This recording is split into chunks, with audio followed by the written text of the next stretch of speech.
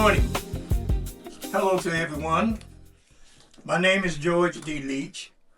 I am a retired educator of 40 years, 27 years in the classroom, and 13 in administration. My community service consists of memberships on 6 county and city boards, of which I chaired 3. My belief is, and this is a personal philosophy, that if a person earns a decent living in a community, he should offer community service in return. Consistent with my field of learning, I was appointed by the Wilson County Commissioners as the chair of the Wilson Community College Board of Trustees. That was a good tenure for me. My next service to the Wilson community is to organize with 3 others to deliver useful, important, and pertinent information to our community. In that role, I will be laser focused on voting, voting rights, voting legislation, voting stats, voting results, gerrymandering, early voting, all in an effort to increase voter participation. Good morning. I am Ricardo Dew. And a little bit about me, I was raised here in Wilson, a son of an Army veteran, and I'm a veteran myself. Graduated from Fike, joined the Army, 4 years, returned home. Worked a few jobs, retired from Bridgestone Firestone, attended a community college, and got certified in Cisco networking. Joined the NAACP, past commander of the American Legion. So with that committed me to doing service work for my community. My name is Casanova Hooks. I was born here in Wilson, North Carolina. I come from the Ash Street Village. I say the Ash Street Village because I was born in Jim Crow.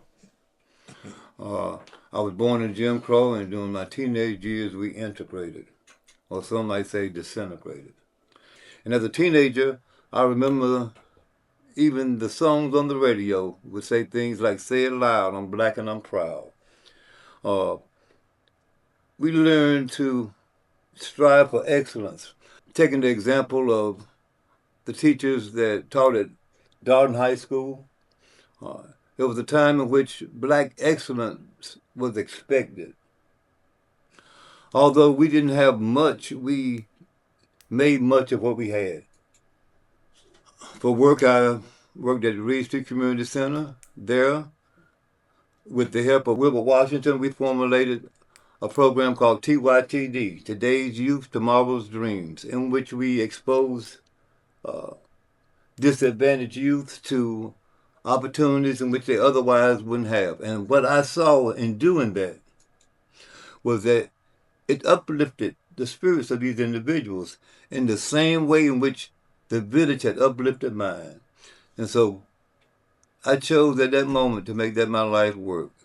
And I prayed to God to give me the strength to continue to speak truth to power and to continue to try to learn to bring about change in my community. And so, for more than 40 years, I have addressed city councils. I have spoken on soapboxes. I've done much to bring about change in the community in which I live. And I will continue to do so on this podcast. I hope I can bring about insight and information that will cause people to be inspired to make positive changes in their lives. And so that's what this podcast, I hope, will bring to our community, a reflection of yourself, of ourselves, and what we can do when we come together like we did during Jim Crow. Thank you very much. Good morning. My name is Yvonne Battle. I'm a retiree of the federal government of 30 years. My passion is the arts, especially the theater. Theater shows, concerts, unite the community.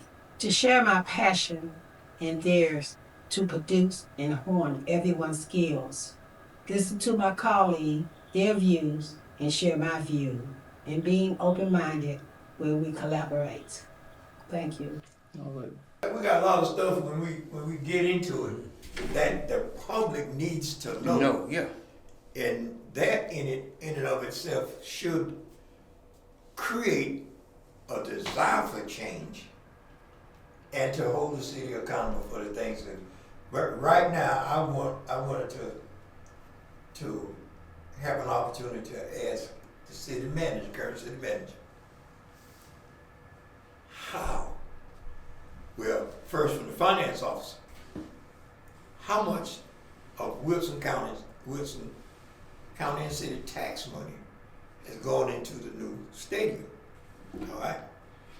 How much of that came from entities associated with the black community? How much service and participation are we having now that the stadium is here? Is it equitable in regards to what we put in? No, they didn't use taxpayer money. They use some. They got a bond. Well, that's They sold a bond, so we on the hook for it. Yeah, we on the hook for that. Yeah. But see, the thing about it is, it started off at 70 million. Now it's at 76 million. That's what it has. That's what it has escalated to. See, the city messed up when they was in such a rush. That's why, from my understanding, is that the opening night, the first night of the baseball game, sellout crowd. But ever since then, it has been 500 or less. When you look at the pictures that come up online and stuff, when you look at them when they scan through there on baseball games and stuff, look at how many empty seats you see. The spacing is there. But why would I want to park 2 blocks away, you know, and walk or ride a golf cart? You know, all that stuff should have been in place. I thought after they moved that big pile of dirt, this is just my thinking, that where the old factory was, I thought that was going to be a parking lot for the stadium. I thought so too. I want us to do business. I want us to raise up people that's got a business mindset. 'Cause all other races got a business mindset. They create communities in which not only do they do business inside their community, they send individuals out of their community into other communities. So let's embrace the Warbirds. Let's get some kind of cultural appropriation thing that we can come into agreement with the Warbirds that we can get a piece of the pie. You know, maybe they should have a soul night, you know, in which we can get reduced tickets, or our groups can, you know, we got to find ways that we can use our masses as influence. What other business would we need over there in East Wilson that would help bring revenue to East Wilson? Whatever we can conceive of. I got the acreage there. Because you know, just like the drugstore that closed, it's still closed. Still closed. But see, the thing about it is that when they was closing, and Carlton was out there, the mayor was there, and they was talking about how they fought to keep it open, and how they was going to close it at an earlier time, but he managed to keep it open. And then he says, so I asked the question, well, are you looking for another pharmaceutical or a drugstore that could come in to this spot? He says, well, it's a leasing issue. They can't do it because it's still under a lease.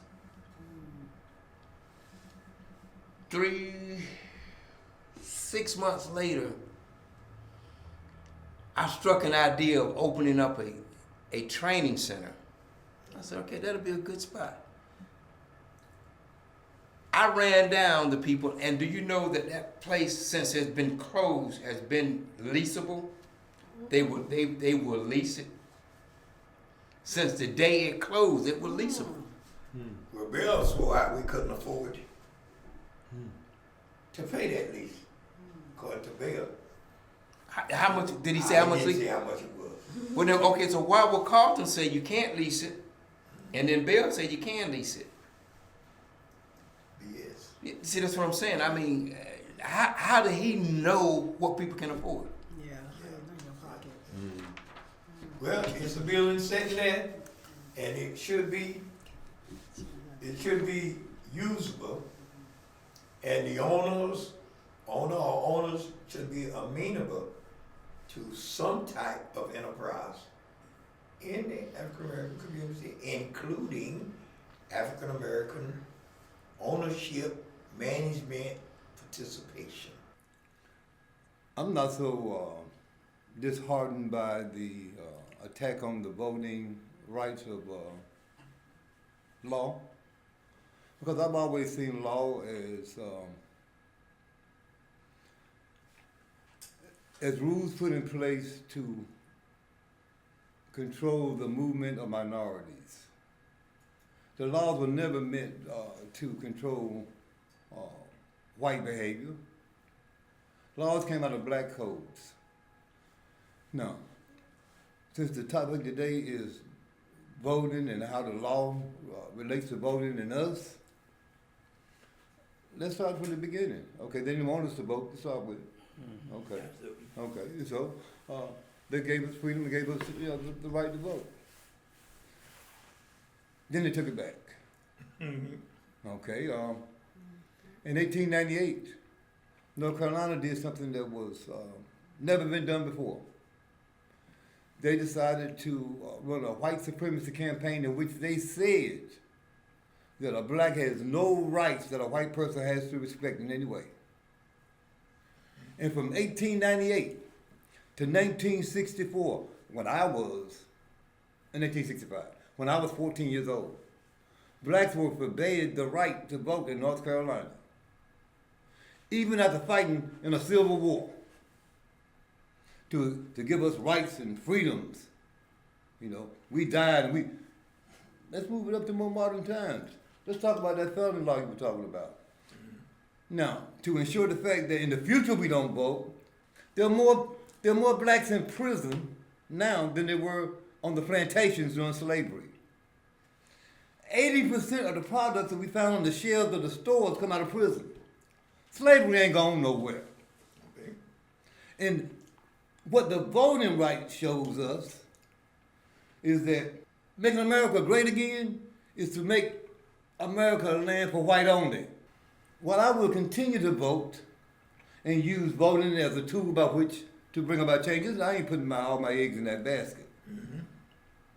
I realize that the change that we need has to come from our minds and our way of thinking about this whole thing. You know, because everything they give us is temporary. There's been no group in history that has ever voted their way out of oppression. There's been no group in history that has ever voted their way to freedom. But for those who fight, then they take their freedom. You know, we're going and spending all our time and money in corporations that don't care about you. You take that same energy, that same knowledge, your experience, and you put it into your community, and we can start building our own community. So that's what we're gonna do. Voting is good. Like you say, hey, I'm for it. I go along with it. You know, but we need to also make sure that we vote the right people that has our interests in mind. Not those ones that we vote for that get in office and then flip completely. That's not what we need. It occurred to me that in addition to black business alliances, maybe we should get a mother's alliance as well. An alliance with mothers or either father's alliance where we can come together and formulate ideas and goals that we can set to help our children. Right, and talk about our concerns and our That's right. roadblocks and Yeah, things I was like thinking that. about the Business As Alliance well. because of the fact that they would have money to get legal representation. But if we got a group of mothers that were concerned about what kids are being taught in school or what kids are being fed in school or whatever, Yeah. you know, I think that we need to unite around different groups that we can bring together to form, bigger groups. But we got to find reasons to and ways to come together. Both of you have used the phrase in your presentations, coming together. Both of you have already said that. We have to come together and we must define the principle that we're coming together on. All right? Now, if we can start up and moving toward any kind of unified situation where we're bringing groups of very interest together and we get into the discussions like we are right now, we are going to find that solution which will propel us to where we want to go. If we depend on the vote to change our lives, yeah, I think we're fighting a losing battle. Okay. Because it's all based on this law thing that comes out of black codes that was just designed to teach us how to act, that was never intended for white people to abide by them. Trump proving that now. The Republicans proving that now. The Supreme Court proving that now. Laws don't mean nothing. Morality means nothing. Okay. It's a fight of the fittest. Okay. As long as we sitting here and doing everything except getting fit, then we losing. Okay. We got to get fit. Okay. And getting fit ain't waiting till they come and understand and sing and come by y'all and all that there. None of that. Getting fit means coming together, forming organizations, alliances that's going to protect our children, that's going to establish us some rights, might even build us an army. Because once we get these rights, we got to have a way of maintaining them. And we ain't going to maintain them if we abiding by a book that they ain't abiding by. Well, bottom line is we need to vote until we have things in It's a place tool.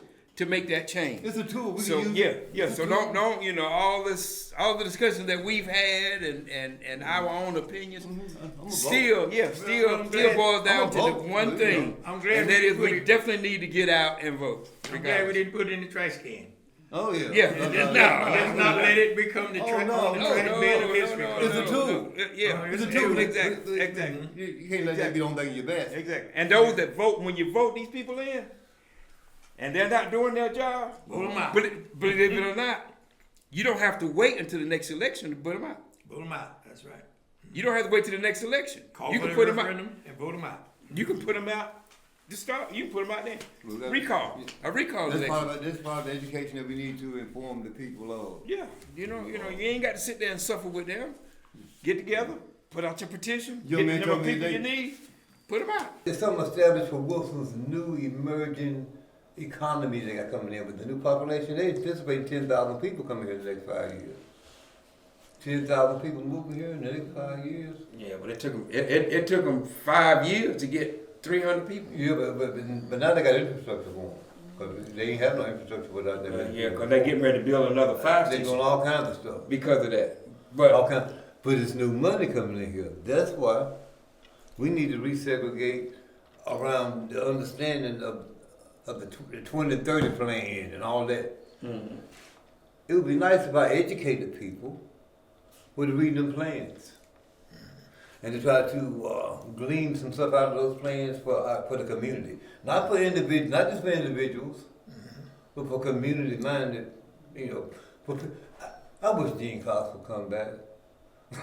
I wish Mr. Rogers would come. But if just in case they don't, then we got to become them. We got to inspire younger people. We got to invest in younger people. We got to strengthen the families of the existing people. The people whose food stamps going to be cut off. We don't need to try to lock our doors and build fences and keep them from coming taking our stuff. We need to show them a way of survival. If it means to go back and show them how to plant, Right. or how to plan, or how to invest, or, you know. I remember when OIC used to have the men's meetings on Wednesday. And any man from any situation or circumstance go there and talk about anything they want to talk about. We got to have that. We got to bring that back. People got to have somewhere they can go and express what they're going through. So we can come up with some mutual solutions, and we can see that we used to see our struggle as being shared. We don't see it now. See, the reason there's so many, in my mind, so much depression and suicides and all that, because we personalize all our problems. And we don't look around and see we got the same problem, it ain't just me. I'm glad you said that. Because we need the same goods and services as everybody else. Equity. Yeah, we need the same goods and services. That's why it's so hard. That's why it's so hard for us to boycott a business, because we don't have no alternative. There you so it's hard for us to go there or not go there, because we need what they have and we don't have no place else to get it from. We are not we don't own the means of production yet. So when we start out, when I told you that it was big, there's a whole line of ramifications when you say, let's resegregate. Now that sounds good, and that has been talked about all throughout our history because of the way we've been treated. But you and Ricardo have indicated to me, by your actions and your words, that it is possible for us to become self-sufficient and sustain that self-sufficiency in the future if we come together and plan it. Now we got to start somewhere. We can use the tools of our society for us. And I'm burdened with that in a way, but I'm also excited and filled with optimism. Your admiration for Miss Fanny Carter, Oh man, I love her. see, is No, outstanding. Nobody has done more. She's for a her. model And for you. uneducated. You didn't know her, but you got the business mind. Uneducated. Uneducated. There you go. Uneducated, welfare So mother you see, that had pride enough in herself to refuse to get her tubes tied. She felt that was beneath her. You ask for assistance from the state and you're going to make me get my tubes tied? So she fought against tubal litigation during a time in which they were... it was called the Alabama experiment. Absolutely. That's what it was, the Alabama And you know, experiment. Experimenting on we guinea pigs. That's all part of that eugenics movement to eliminate us, period. And she fought against it in the early 60s. So y'all, I'm telling you now, the podcast is conceived already. We're here. We're throwing out things. We got experiences in the past and all of that. But we're looking forward right now.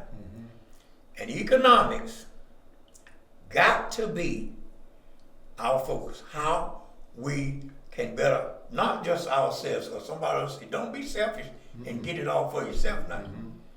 It has to be shared. I was delighted to find out that during the last 6 or 7 years of her life, at least, Ms. Fanny Corbett was afforded a $50,000 a year pension from the entity that she created. That was, never mothered or ox or trade the corn. This woman, she did more for East Wilson than anybody had. If people that couldn't even hardly pay rent and had been come from generations of renters and sharecroppers, she allowed for the first time to buy homes. Not only at Ventura East, on Nash and Reed, them homes all up in there were part of that. You say the deck is stacked against us, the playing field is not level. Never have been. No. But the greatest changes that we have understanding our history, the greatest changes we've ever accomplished have always come from the bottom up. Yeah. From God take the least to confound the greater. Wilson stands at the forefront of American history, especially after the Civil War. Wilson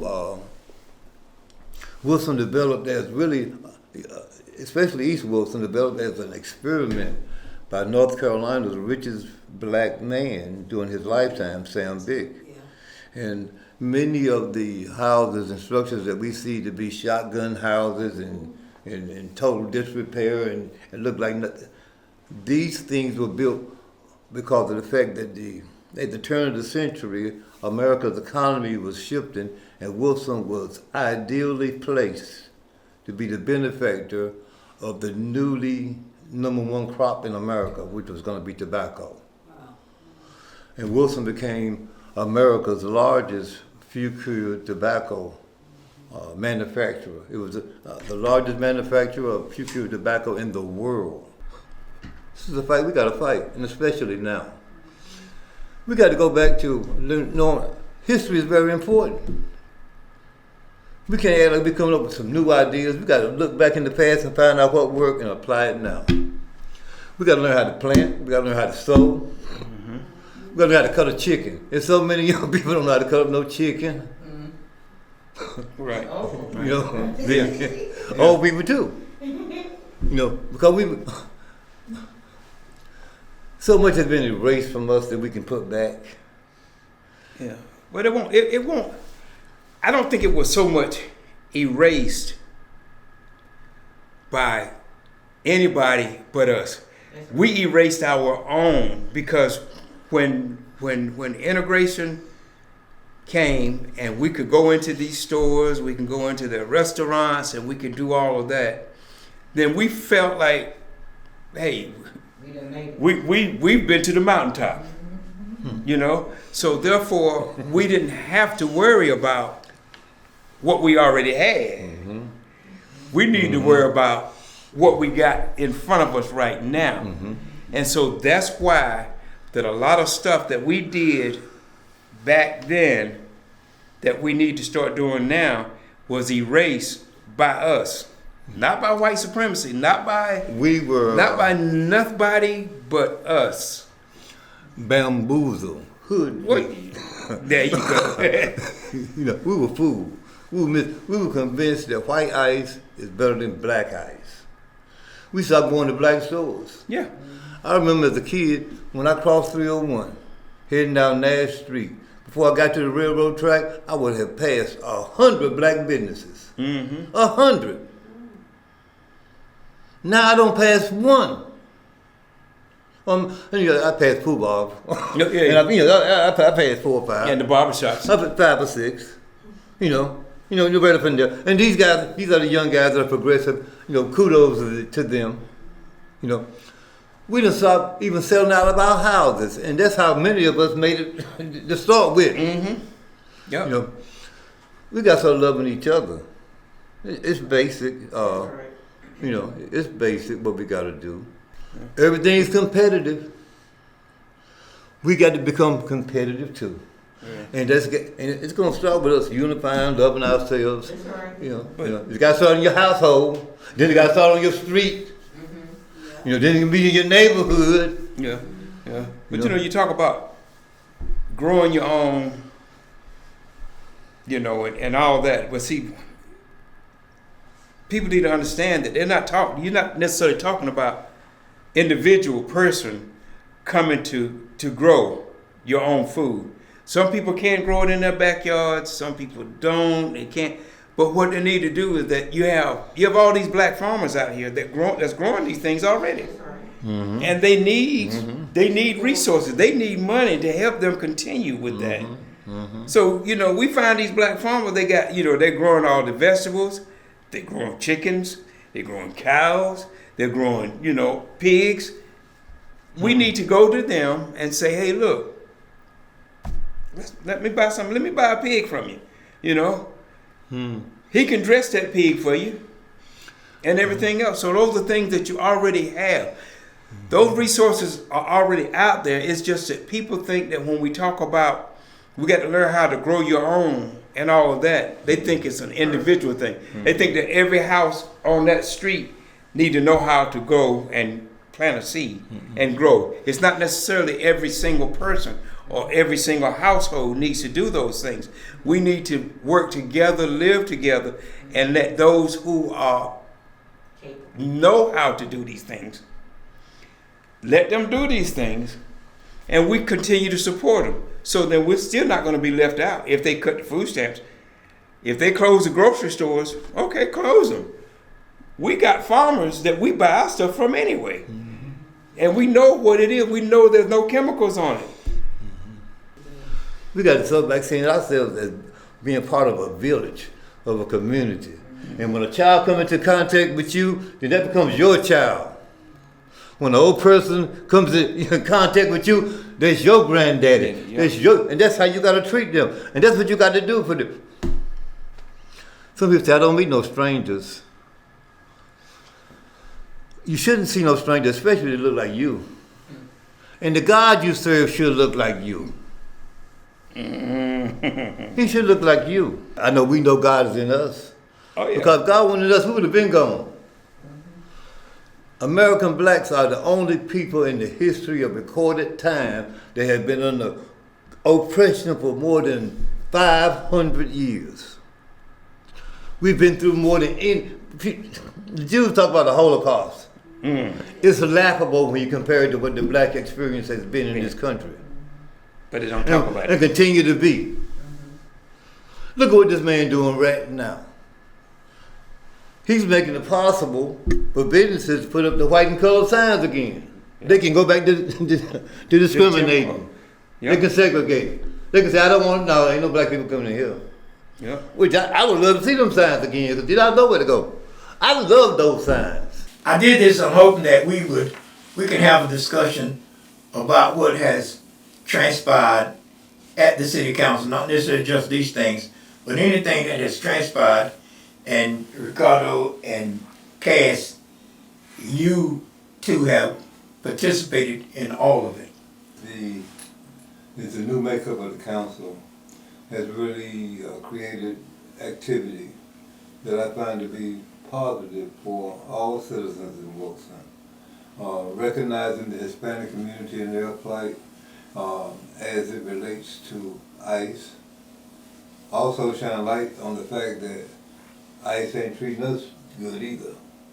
And so we share in the fact that we are both depressed communities. I like the fact that the two speakers who spoke so eloquently on the fact that there should be a black-brown coalition. I believe that to be a very viable path for us in the future to bring about equity. When we look at the population of Wilson, the population of Wilson is minority dominated. When you look at numbers, but when you look at the use of tax dollars toward the community, there is and always have been inequity. And hopefully this new council will address that. Yeah, as humans, we all have certain amounts of rights. Just being alive. But out of all these years, Wilson has never really recognized the black community as in need. So I can't see why adding an Hispanic community in with a black community is going to cause the city to look at us as, or to see us as people and as what our needs are. So, I mean,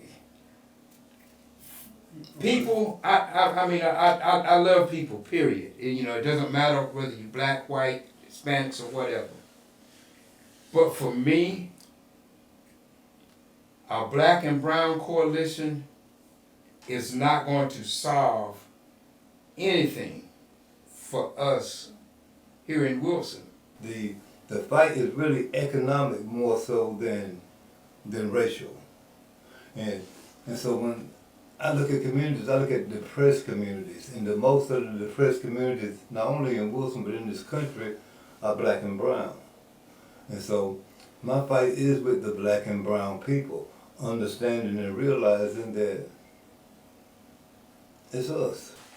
We know we have a dilemma that stems from the immigration and how the present administration has sought to handle the immigration problem.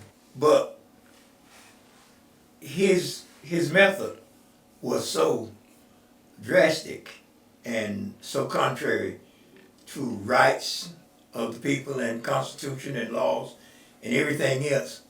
It mushroomed the issue of immigration so that it got everybody's attention. Now we are faced with that same problems as let's say Chicago and Minnesota. If we have ICE coming to our community. So let's assess where we are and what can we do. And what is the best path forward. I think that is one of the biggest problems that is going on here in Wilson, is the fact that we cannot say black. We cannot say let's get our black representative, because they were black before they were anything. We can't say we need to get our black representatives to talk to a black community, because then that says, oh, y'all are racist, y'all, why are you doing this? But you go any place else in the country, and that same thing, look at Durham, look at Raleigh. They have these things, black caucuses, where it's just black members, not just white members, are in there. What the word suggests, black caucus. So we got lots of black groups in Wilson, right? Yeah. I mean, we got the Alpha Kappa. Now I don't know all the names, Yeah. but we got a bunch of black groups that get together and talk about black issues among themselves, right? Yeah. Okay, so it's not a lack of us having black meetings to discuss black things, but it's how we come out of these meetings and how we coalesce and how we be effective in moving in the political environment. I'm saying that we move better in political environment when we have more votes. I'm saying the reason that we were able to get that quorum that we had to pass these things recently with the city council is because we came in connection with the whites that were favorable to us, and we came in connection with the Hispanics who shared the same type of situations that we share. We don't live in isolated communities. So we're hoping that our viewers will tune into our podcast, hear what we are saying, figure out what we are about if it doesn't come out word for word, and also engage with us through questions and answers, interviews, and all of the above that normally takes place in a podcast. That's right. In hopes that all of our horizons will be broadened and that we will have a positive influence on the growth, the well-being, and the development of this community and maybe elsewhere. Got me. That's the world. The world, that's right, in the world. That's right.